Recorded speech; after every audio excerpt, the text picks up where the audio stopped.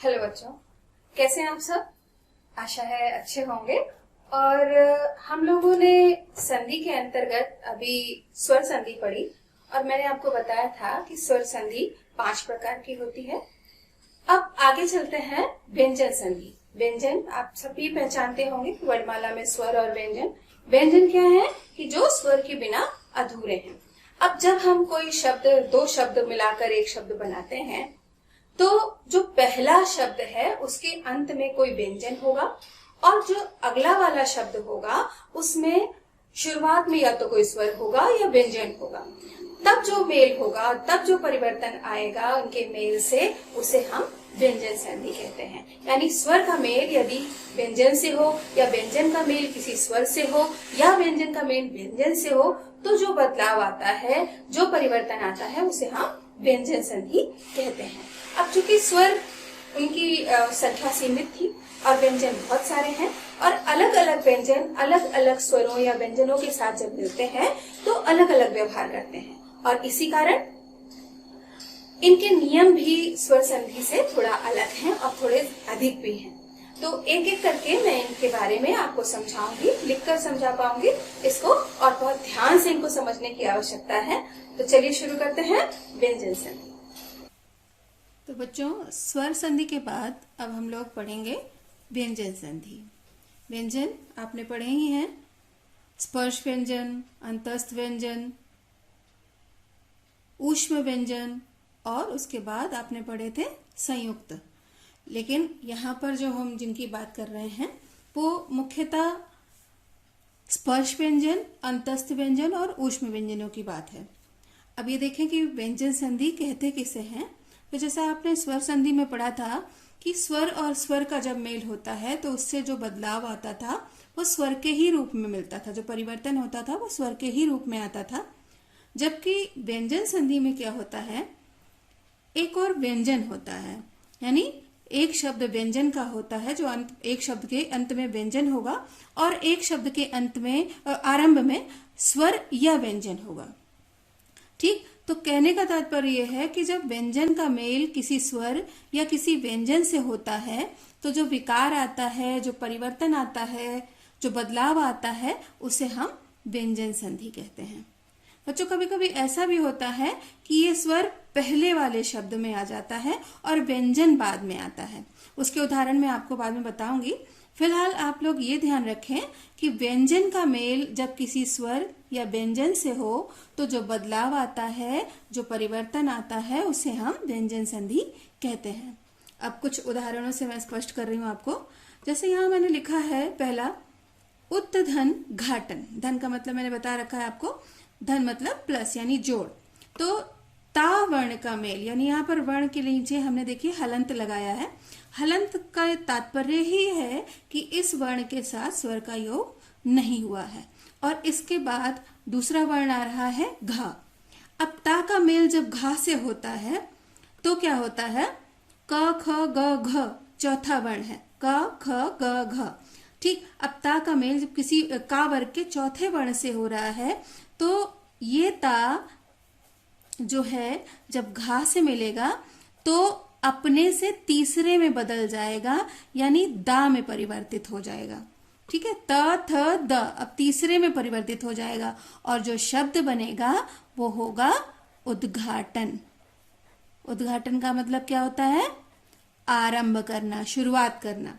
ठीक, ता का मेल अगर घा से हो तो ता दा में बदल जाता है, अपने से तीसरे में बदल जाता है। अब यहाँ पर देखिए दूसरा जो मैंने शब्द लिया है वो है राम धन अयन।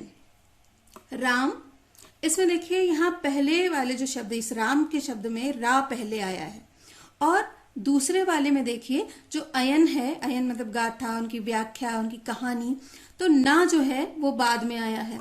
यहाँ पर देखिए कि एक नियम है, अलग अलग नियम है, जो कि व्यंजन संधि के नियम अलग अलग होते हैं। जैसा आपने स्वर संधि में पढ़े थे कि 5 निश्चित नियम थे और उनके आधार पर हमने शब्दों को, उनका विग्रह करना जाना था, उनका विच्छेद करना जाना था। लेकिन व्यंजन संधि में अलग अलग वर्णों के साथ अलग अलग नियम लागू होते हैं। तो यहाँ पर जो है रा, अगर किसी शब्द में कहीं भी रा आया हो, जरूरी नहीं है कि जैसे उसमें था कि अंत वाले ही वर्ण को हम देखते थे, यहाँ कहीं भी हो तो पहले वाले खंड में अगर रा आए और दूसरे वाले खंड में कहीं पर ना हो तो रा और ना इनका आपस में जब मेल होता है तो ये ना जो है वो रा में बदल जाता है। इसीलिए हम जो शब्द अगर कहीं भी रा हो और रा का मेल अगर ना के साथ हो रहा हो तो यहाँ पर, अब यहाँ देखिए हलत नहीं लगाया है क्योंकि हम यहाँ पर केवल उस वर्ण के साथ को देख रहे हैं, केवल उसमें जो स्वर लगा है उसको नहीं देख रहे हैं। यहाँ पर रा है और इधर ना है, ये पूरे पूरे हैं, बस इसमें परिवर्तन के प्रभाव से जो बदलाव आता है वो हम देख रहे हैं। तो रा के बाद अगर ना आए तो ना जो है वो रा में बदल जाता है, ना का रा में परिवर्तन हो जाता है और इसीलिए हम जो शब्द लिखते हैं वो हो जाता है रामायण, है ना। अब यहाँ पर देखिए माँ के साथ आ भी मिल रहा है ना, बड़ा आ बन रहा है तो दीर्घ संधि भी है यहाँ भी, है ना, लेकिन णा भी हो रहा है, इस ना का णा में भी परिवर्तन हो रहा है, यानी व्यंजन में बदलाव आ रहा है, इसलिए हम इसको व्यंजन संधि के अंतर्गत भी रखते हैं। अब देखते हैं तीसरा नियम। तीसरे नियम में देखेंगे मैंने शब्द लिखा है जगत धन ईश।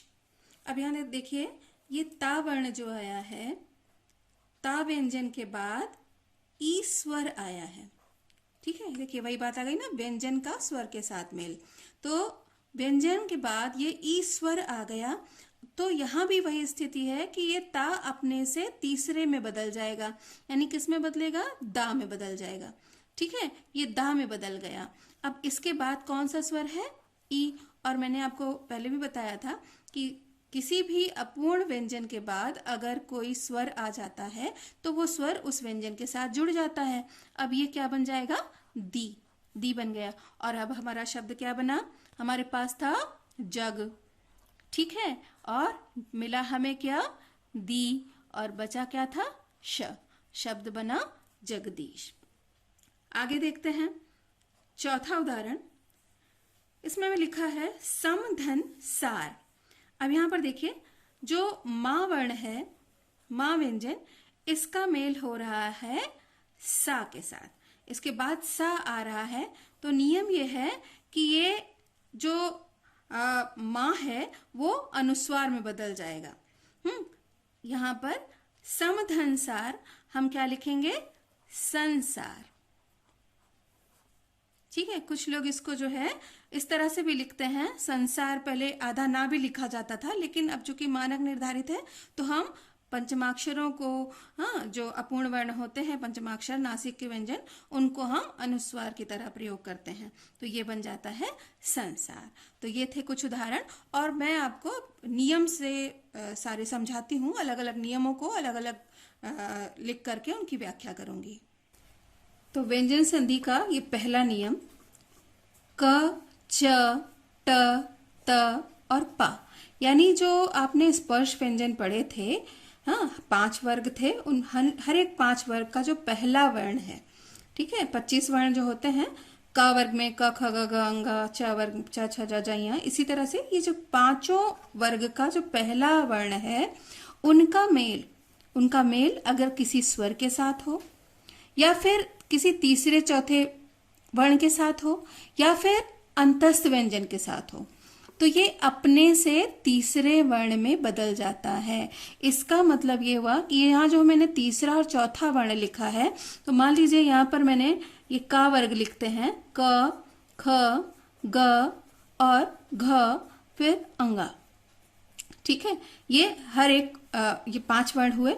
अब इसमें से देखो, ये पहले वर्ण है, ख दूसरा, ग तीसरा, ये चौथा और ये 5वां, ठीक है। तो ये इस तरह से आप समझेंगे कि तीसरा, चौथा, 5वां वर्ण कौन सा हुआ, ठीक। तो ये अगर तीसरे चौथे वर्ण से मिले या फिर अंतस्थ व्यंजन से मिले तो अपने से तीसरे वर्ण में बदल जाते हैं, यानी अपने से तीसरे, यानी का है तो ये गा में बदल जाएगा, चा है तो क्या बनेगा, च, छ, ज में बदल जाएगा, टा है तो डा में बदल जाएगा, ता है तो दा में बदल जाएगा, पा है तो बा में बदल जाएगा।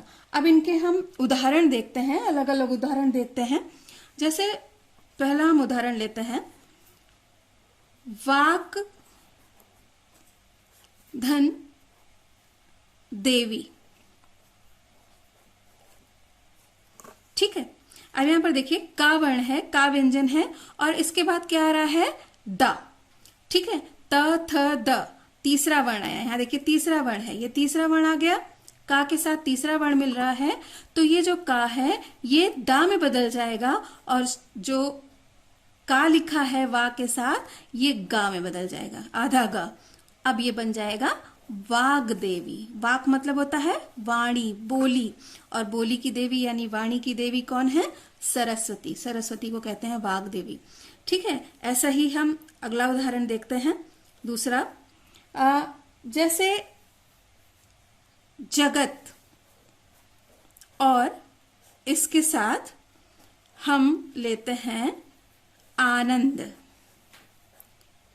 ठीक है, अब यहां देखिए ताक वर्ण के साथ क्या आ रहा है, स्वर आ रहा है ना। हमारा नियम भी यही कह रहा है कि किसी पहले वर्ण के साथ अगर स्वर आए तो ये अपने से तीसरे में बदलेगा। कौन सा स्वर आ रहा है, आ रहा है ना, बड़ा आ। तो ता किस में बदलेगा, दा में बदलेगा। अब दा के साथ चूंकि आ का स्वर है, बड़ा आ है, तो ये क्या बन जाएगा, दा। दा में आ की मात्रा लग गई, दा। और शब्द क्या बन जाएगा, सोचिए, जगदानंद। ठीक है, जगदानंद, जगत का आनंद, जगदानंद। ठीक है, अब देखिए तीसरा नियम, तीसरा वो जो उदाहरण है वो हम लेते हैं। जैसे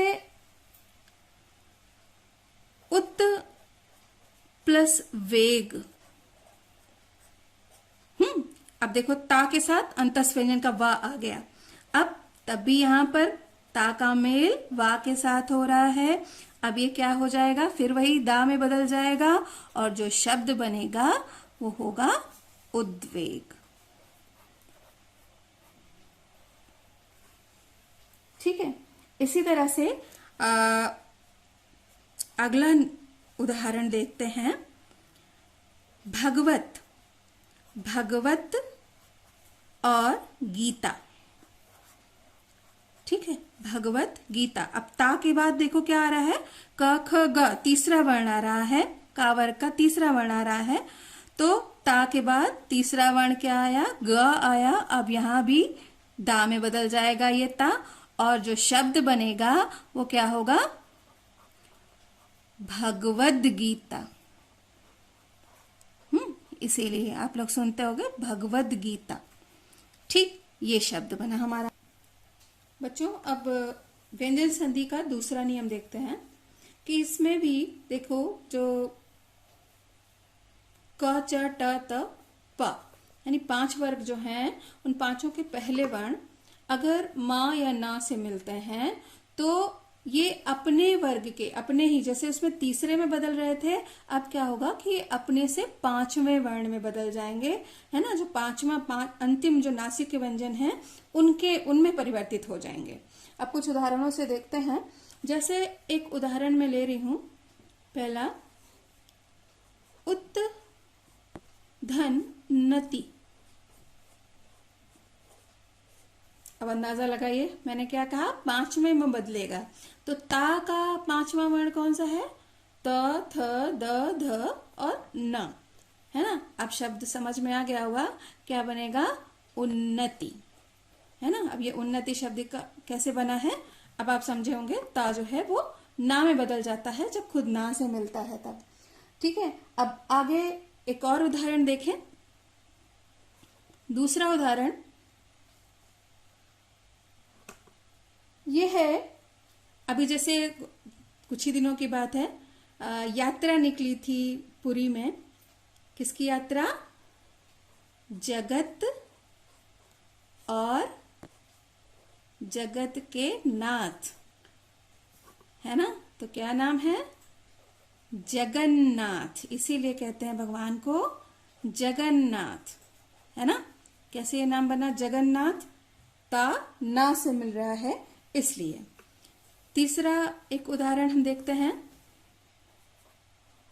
अप धन मैं। अप का मतलब ही होता है बुरा या नीचा, है ना, और मैं का मतलब हुआ युक्त, तो बुराई से युक्त आप इसका मतलब समझ सकते हैं। तो प फ ब भ म, है ना, पा का जो पांचवा वर्ण है वो क्या है, म, और इसीलिए जो शब्द बनेगा वो क्या होगा, अम्मय।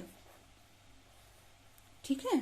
अच्छा, फिर इसी तरह से एक और उदाहरण देखते हैं। चौथा उदाहरण, षट। षट और मास, मास का मतलब महीना, षट माने छह, 6 महीने का जो समूह हुआ उसको हम कहेंगे ट ठ ड ढ ण, इसमें ण बनेगा। तो शा के बाद ये टा का पांचवा वर्ण क्या हुआ, क्षण।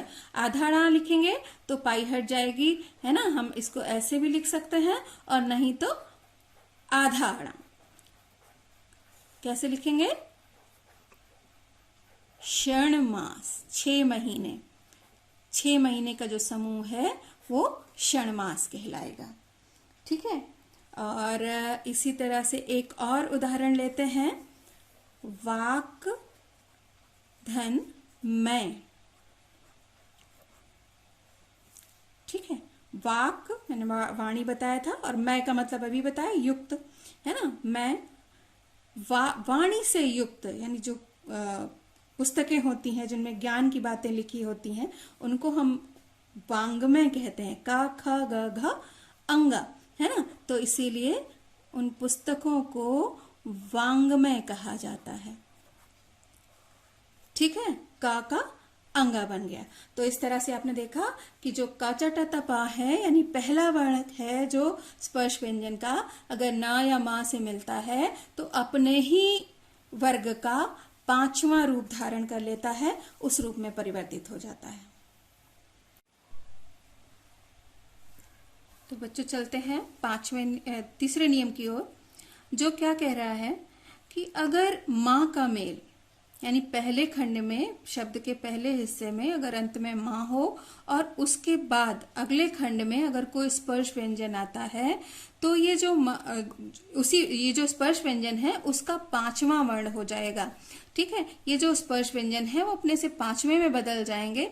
पिछले नियम में क्या था कि पहले वो थे कचटतपा, यानी पहले खंड में थे, और यहाँ पर क्या है कि बाद में होंगे, और सभी हो सकते हैं, कोई भी हो सकते हैं, का से लेकर मां तक कोई भी व्यंजन हो, उनका अगर कोई रूप आता है तो वो अपने से पांचवें रूप में लिखे जाएंगे। और पांचवें वर्ण आप जानते हैं ये सभी क्या होते हैं, नासिक के होते हैं, नाक से बोले जाते हैं, और इन वर्णों को हम अनुस्वार के रूप में भी लिखते हैं। तो या तो हम इनको पांचवें वर्ण के रूप में लिखेंगे या फिर इनको अनुस्वार के रूप में लिखेंगे, क्योंकि मानक में अब पांचवा वर्ण जो अपूर्ण होता है उसको हम अनुस्वार के रूप में भी लिखते हैं। तो उदाहरण से हम लोग समझते हैं, जैसे एक उदाहरण मैं ले रही हूं यहां पर, सम धन कल्प। ठीक है, सम धन कल्प। अब देखो इसमें क्या है, का अभी जो आपने पढ़ा होगा कि का पांचवा वर्ण क्या था, अंगा। अब यहां पर हम क्या देखेंगे, लिखेंगे का की जगह पर क्या हो जाएगा, इसमें जो मां जो है इस का के पहले ये मां अंगा में परिवर्तित हो जाएगा। क्या होगा, सं धन कल्प, है ना। अब चूंकि ये अंगा ये पंचमाक्षर है, ये मां जो है इसी का पांचवा बनेगा। ठीक, अब यहां पर देखो इस तरह से भी हम संकल्प लिखते हैं, और नहीं तो आप अब जो लिखते हैं संकल्प वो ऐसे लिखा जाता है, संकल्प। ठीक है, दोनों ही रूप सही माने जाएंगे। इसको कंप्यूटर में लिखने में दिक्कत आती है, इसलिए ऐसे हम मानक के अनुसार लिखते हैं। अच्छा, अब दूसरा नियम देखें, जैसे सम धन चय, क्या होगा, क्या हो जाएगा शब्द, संचय। संचय, संचय करना मतलब इकट्ठा करना, एकत्रित करना। अब देखिए आप इस तरह के जो शब्द हैं यहाँ पर इया इस तरह से लिखा जाता है आधे रूप में, वो कुछ पुरानी किताबें हैं उनमें आपको दिखेगा, नहीं तो अब इसको जो हम आप लिखते हैं आजकल के समय में, उसको संचय को ऐसे अनुस्वार के रूप में लिखा जाता है।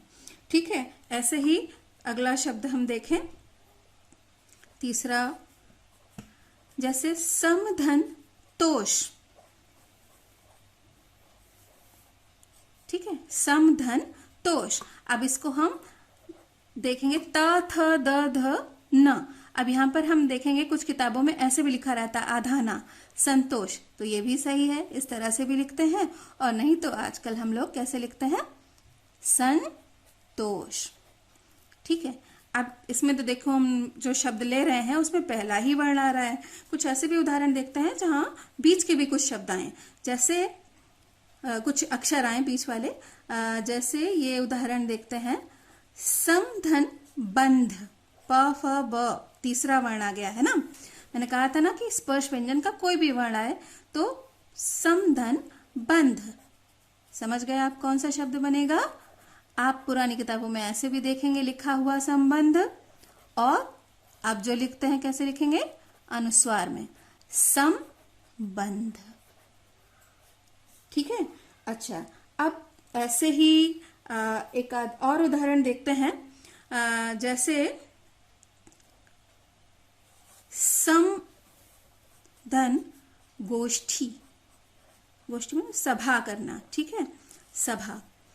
अब यहां पर देखिए समधन गोष्ठी, तो क्या होगा, संगोष्ठी। इसको जो लिखेंगे वो कैसे लिखेंगे, संगोष्ठी, अनुस्वार में बदल जाएगा, ठीक है। आधा ना भी लिख सकते हैं और इस तरह से भी लिख सकते हैं, संगोष्ठी। तो आशा है समझ में आया होगा कि माँ के बाद अगर कोई स्पर्श व्यंजन आता है, 2500 में कोई भी आ जाए, तो ये अपने से 5वें वर्ण में बदल जाता है ना। माँ की जगह पर उसी वर्ग का जो भी शब्द, जो भी अक्षर आया है, त थ ज, जो भी वर्ण आया है, उसी वर्ग का 5वां रूप ये माँ धारण कर लेता है, ठीक है, उस रूप में बदल जाता है। तो ये था तीसरा नियम। चलते हैं अगले नियम की ओर। ये नियम कह रहा है कि अगर माँ का मेल य, र, ल, व, श, स, ह इनसे किसी से भी हो, इनमें से कोई भी वर्ण इनके बाद आए, माँ के बाद आए, तो क्या होता है, ये माँ जो है वो अनुस्वार में बदल जाता है। अभी पिछले नियम में, तीसरे नियम में मैंने ये बताया था कि जब माँ के बाद स्पर्श व्यंजन आता है तो वो 5वें वर्ण में बदलता है, ठीक है। हम उसमें 5वें वर्ण के रूप में भी आधा जो वर्ण था वो ले सकते थे, बिना स्वर का व्यंजन जो था वो लिख सकते थे। यहाँ पर क्या है कि जब हम केवल अनुस्वार ही लगाएंगे, यहाँ पर हम आधा अक्षर नहीं लिखेंगे, यहाँ पर केवल और केवल अनुस्वार का प्रयोग किया जाएगा। जैसे अब देखते हैं इस नियम को कि कैसे या से देखते हैं। हम पहला नियम देखते हैं, जैसे समधन योग, ठीक है। अब इसमें देखो यहाँ कोई भी आधा अक्षर नहीं लिखा जाएगा, कोई भी आधा वर्ण नहीं आएगा, हम इसको सीधे सीधे लिखेंगे अनुस्वार के रूप में, और शब्द क्या बनेगा, संयोग, ठीक। अब इसीलिए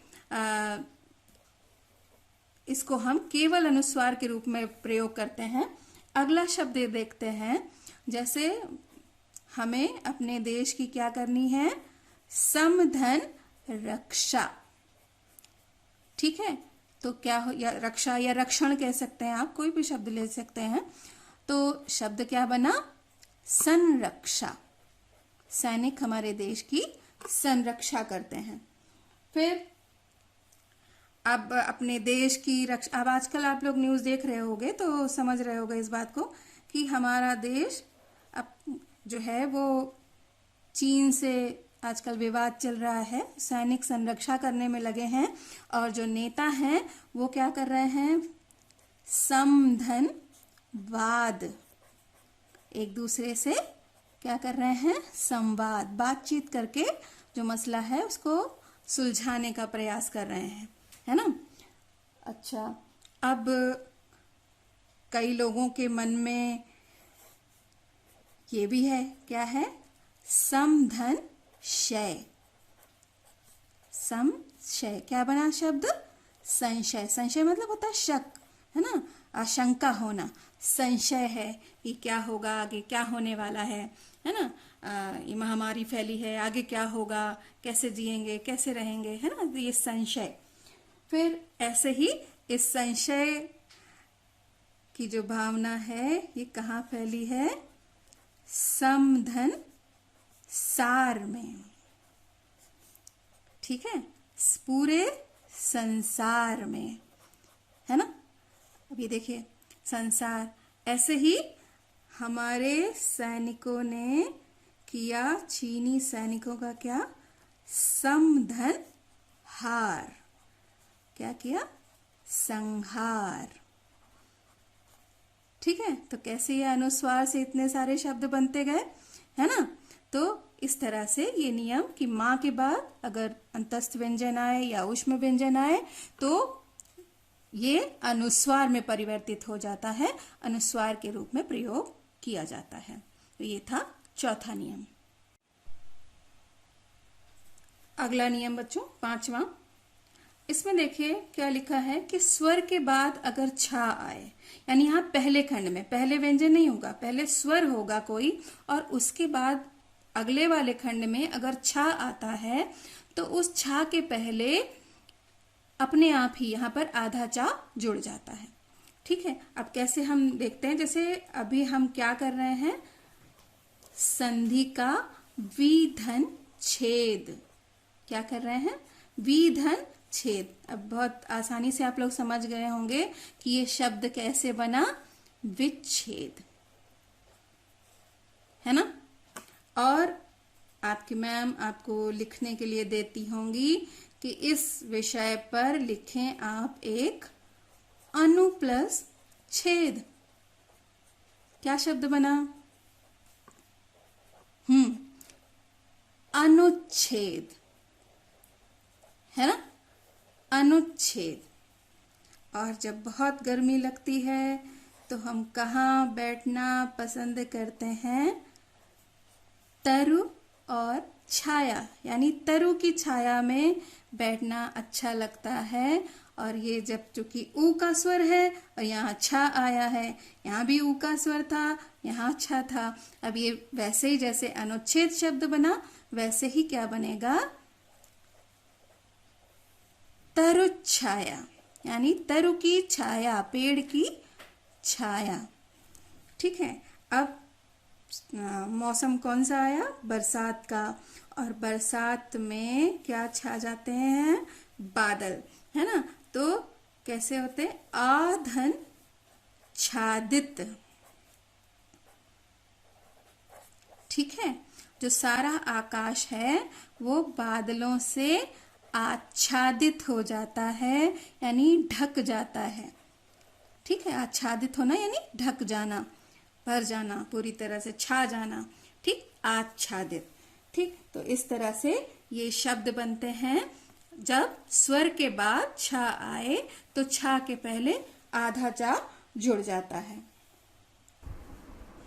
तो चलते हैं बच्चों आगे वाले नियम पर, जिसमें कहा गया है कि सा जब शा में परिवर्तित हो जाता है, षटकोण वाला शा, यानी अगर स्वर के बाद पहले हिस्से में कोई स्वर हो और उसके बाद दूसरे वाले शब्द में सा का आगमन हो रहा हो तो ये सा जो है वो शा में बदल जाता है। अब कैसे बदलता है देखें, एक उदाहरण लेते हैं। सुधन समा। ठीक है, अब यहां पर देखिए सा में ऊ का स्वर है और बाद में ये सा आ रहा है। ठीक, यही बात कि स्वर आए और उसके बाद सा आए, तो यहां भी देखिए वही बात आ रही है। और इस वजह से इस शब्द को जब हम लिखते हैं तो ये लिखा जाता है सुषमा। ठीक है, सौंदर्य, सुंदरता इसका मतलब होता है। फिर इसी तरह से और चलते हैं आगे अगले नियम पर। आपके बहुत सारे मित्रों का या हो सकता है आपका भी ये नाम हो, अभी धन सेक। अब इसमें देखिए छोटी का स्वर है और बाद में सा आ रहा है, इसीलिए ये जो नाम बनेगा, ये जो शब्द बनेगा वो क्या हो जाएगा? अभिषेक। राम का राज्याभिषेक हुआ था ना, अभिषेक। ठीक, सा कैसे परिवर्तित हुआ शा में? अच्छा, फिर इसी तरह से और एक शब्द लेते हैं हम। आप पढ़ रहे हैं यहाँ पर कौन सा? वी धन से, है ना? क्या शब्द बना? विषय, विषय। ठीक है। ऐसे ही एक और उदाहरण देखते हैं। चौथा, निधन सेध, तो क्या बन जाएगा? निषेध। निषेध देखा होगा ना, गाड़ियों पे लिखा रहता है धूम्रपान निषेध, है ना? निषेध मतलब मनाही, जहां पर मना हो कोई चीज, कोई बात, किसी चीज की निषेधता हो, मनाही हो, वहां लिखा रहता है शब्द निषेध। निषेध मतलब मना होना। तो किस तरह से स्वर अगर आए पहले हिस्से में और दूसरी तरफ सा हो, तो जो सा है दूसरे वाले भाग का, वो सा इस वाले शा यानी षटकोण वाले शा में बदल जाता है। तालव्य सा से ये षटकोण वाला शा बन जाता है। ठीक है, चलते हैं अगले नियम की ओर। तो बच्चों, ये अगला नियम, यहाँ पर देखिए कि अगर किसी संधि में उस शब्द में जो पहला शब्द है उसके पहले हिस्से में अगर कहीं पर री, रा या फिर श आता है, री, र या श आता है, तो उसके बाद अगर ना हो तो ये ना जो है वो इस वाले णा में बदल जाता है। रामायण वाला जो णा जिसको आप पहचानते हैं इस नाम से, ट ठ ड ढ णा, ये ना इस णा में बदल जाता है।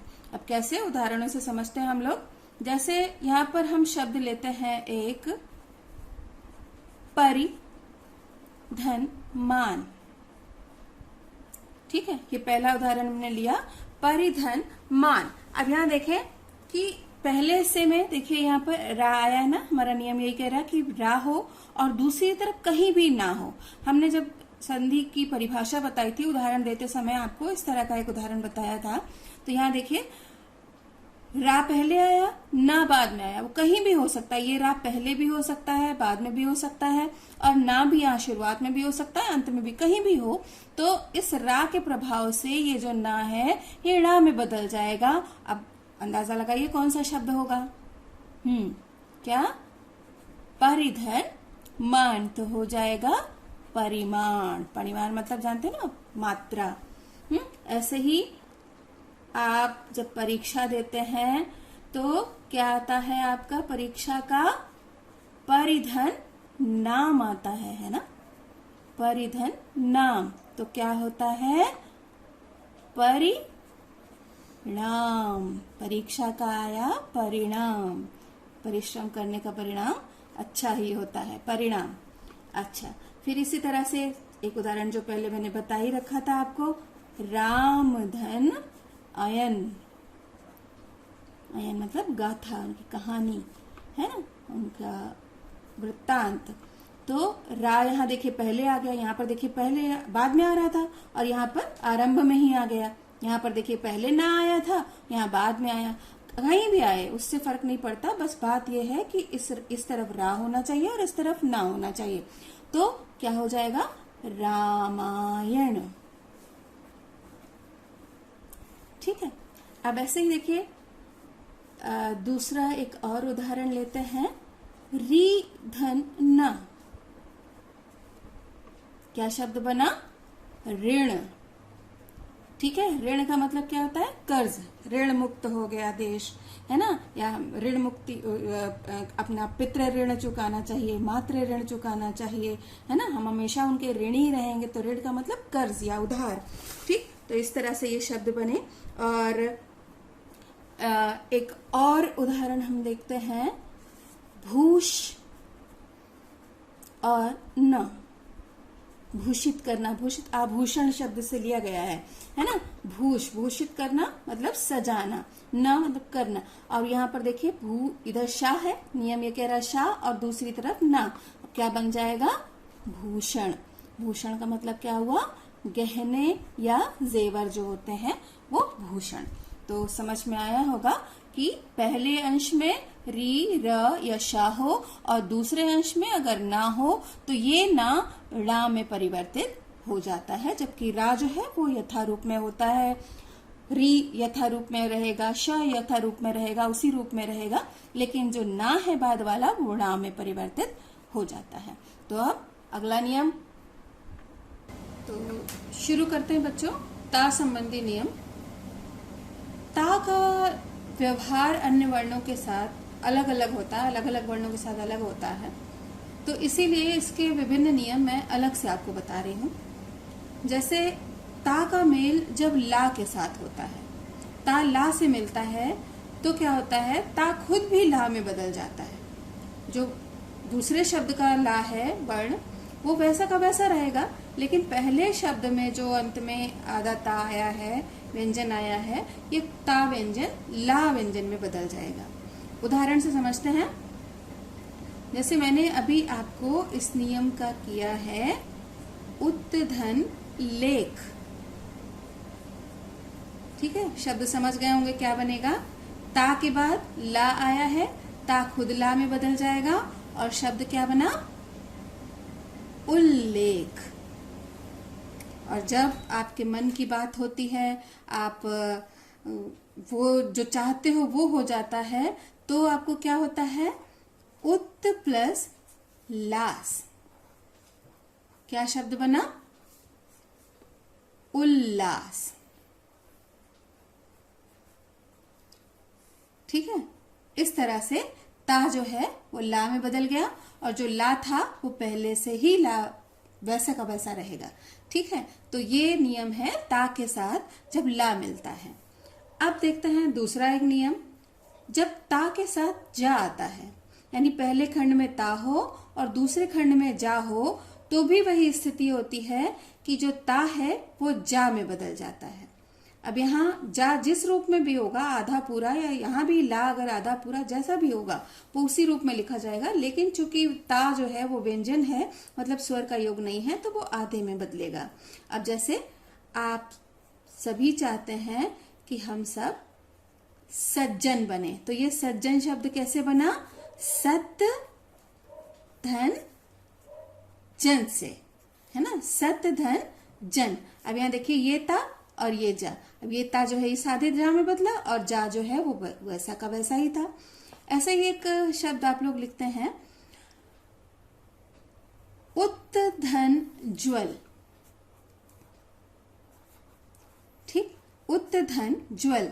अब यहाँ पर इसको हम देखें तो ता आधा है और उसके बाद भी आधा ही जा आया है।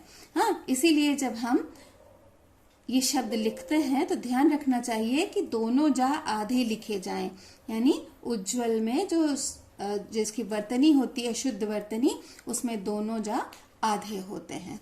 इसी नियम की वजह से ऐसे बने हुए हैं। ठीक, अब आगे देखते हैं कि ता के बाद जब टा आता है। अच्छा हाँ, एक बात और मैं याद दिला दूं आपको, थोड़ा मजेदार, कि आपने एक मूवी देखी थी पीके, उसमें जो उसमें नायिका थी उसका नाम क्या था, कि जिससे वो नाराज रहती थी, अच्छा नहीं लगता था उनका अपना नाम, तो क्या नाम था उनका, जगत और जननी। ठीक, क्या नाम बना था उनका, जगत जननी। गुरुजी रख देते हैं उनका नाम जगत जननी, जिससे वो खुश नहीं होती हैं। तो कैसा नाम रखा, कैसा पुराना सा है ना, जगत जननी। ता जा में बदल गया, जगत जननी। अब देखिए ता के साथ जब टा आता है तो भी वही स्थिति कि टा में ही बदल जाता है ता। और इसका उदाहरण जैसे तत् धन टीका। टीका, यहाँ जैसे टीका टिप्पणी आप लोग सुने होंगे शब्द की टीका की गई। टीका मतलब किसी विचार के ऊपर, किसी पुस्तक के ऊपर, किसी के भावों के ऊपर जब हम अपनी टिप्पणी देते हैं, टीका करते हैं, तो चाहे वो मौखिक हो और जब लिखित होती है, वो पुस्तक लिखी जाती है, तो उसको तत् माने उसकी और टीका उसकी जो व्याख्या की गई है उसको हम उस पुस्तक को कहेंगे तत्टीका। अब यहाँ पर देखिए त और ट इसके साथ जब मिला तो शब्द जो बनेगा वो होगा तत्टीका। ऐसे जो बहुत बड़ी पुस्तक लिखी जाती है तो उसको हम वृहत टीका कहते हैं। वृहत प्लस टीका, वृहत टीका। वृहत, वृहत माने बड़ा, बहुत बड़ी, और टीका यानी टीका टिप्पणी जैसे कहेंगे, तो शब्द बना वृहद टीका। साधारण शब्दों में अर्थ समझे। ऐसे ही उत के साथ अगर ड मिले, उत और ड इसके बाद आए, तो वही स्थिति कि ड और ड में बदल जाता है, यानी त डा में बदलेगा और डा वैसे ही रहेगा। उत धन डयन। ठीक है, अब यहाँ पर जो शब्द बनेगा वो क्या होगा? उड्डयन। उड्डयन मतलब उड़ान से संबंधित, उड्डयन मंत्रालय, विमान से संबंधित उड्डयन, उड़ान। अब यहां देखें अगला शब्द, जो ता के साथ चा जब मिलता है तब क्या होता है? तो भी वही स्थिति कि चा और चा। ठीक, ऐसे ही वही देखिए समान स्थितियां चली आ रही हैं। ध्यान दीजिएगा कि कौन से वर्ण हैं जिनके साथ मिलकर ऐसा होता है। अब जैसे उत और चारण, शब्द पहचान गए ना? क्या बना? उच्चारण। हाँ, ऐसे ही एक और शब्द शरत। शरत ऋतु होती है, और चंद्र, उस ऋतु में निकलने वाला जो चांद होता है, चंद्र, शरत चंद्र। हाँ, तो जो शब्द बनेगा वो होगा शरत चंद्र। से हिंदी साहित्य के महान लेखक थे शरत चंद्र, जिन्होंने देवदास नाम के का एक उपन्यास लिखा था जिस पर मूवी भी बनी है, देखी होगी आपने। अच्छा, अब देखें ता के साथ जब शा आता है तो यहां पर स्थिति बदल जाती है। ता के साथ जब शा आए, जो ता है वो बदल जाता है आधे चा में, और जो शा है वो बदल जाता है छा में। यहाँ पर 5 नियमों तक तो समान स्थिति थी, लेकिन यहाँ देखिए बदलाव आ गया, बदल गया। जैसे अगर हम शब्द लें यहाँ पर उत प्लस श्वास, श्वास का मतलब होता है सांस। ठीक, अब ये इसके साथ मिला उत, तो बनेगा उच्छ्वास। ठीक, अब चूंकि यहां पर देखें कि ये शा भी अपूर्ण है, इसलिए हम छा में हलंत लगा देंगे, है ना? उत धन श्वास। ऐसे ही उत धन शिष्ट, शिष्टाचार, शिष्ट यानी जो अच्छे आचरण वाला हो। उत धन शिष्ट, तो ये बनेगा उच्छिष्ट। चूंकि ये छा पर छोटी की मात्रा शा पर है, इसीलिए छा पर भी छोटी की मात्रा, और चा इसके बीच में लिखा जाएगा। चूंकि नियम है, आपने पढ़ा होगा, छोटी की मात्रा के बाद अगर यहाँ पर बीच में कोई अपूर्ण वर्ण आता है तो उसके बीच में लिखा जाता है। तो ये हुआ उत्तदन शिष्ट उच्छिष्ट।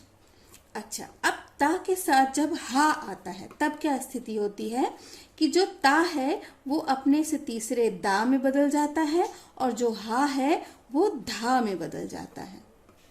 कैसे? जैसे उत प्लस हार। ठीक है, उत धन हार। अब ये क्या हुआ कि जो ता है वो दा में बदला, उद, और ये हा जो है वो धा में बदला, धा और र, उद्धार। ठीक है, तो इस प्रकार से ये ता विभिन्न वर्णों के साथ अलग व्यवहार करता है। तो ये उससे संबंधित नियम थे। आप अभ्यास करेंगे तो आपको अच्छे से आ जाएगा। अगला नियम बच्चों, यहां देखते हैं, यहाँ लिखा है कि लघु स्वर के साथ अगर आधा रा हो और उसके दूसरे खंड में भी रा आए, यानी इस ओर भी रा है और उस ओर भी रा है, दोनों तरफ रा है, लेकिन इस आधे रा के पहले, पहले वाले खंड में इस आधे रा के पहले लघु स्वर है, यानी जिस वर्ण के साथ ये जुड़ा हुआ है उस पर लघु स्वर है और उसके साथ ये आधा रा जुड़ा है, और अगले खंड में भी रा आए, तो क्या होता है, ये जो लघु स्वर है ये दीर्घ स्वर में बदल जाता है, और ये वाला जो रा है, यानी जो अपूर्ण रा है जिसमें हलंत लगा है, जो व्यंजन है, इसका लोप हो जाता है। लोप का मतलब होना कि गायब होना। ठीक, ये गायब हो जाता है, चला जाता है।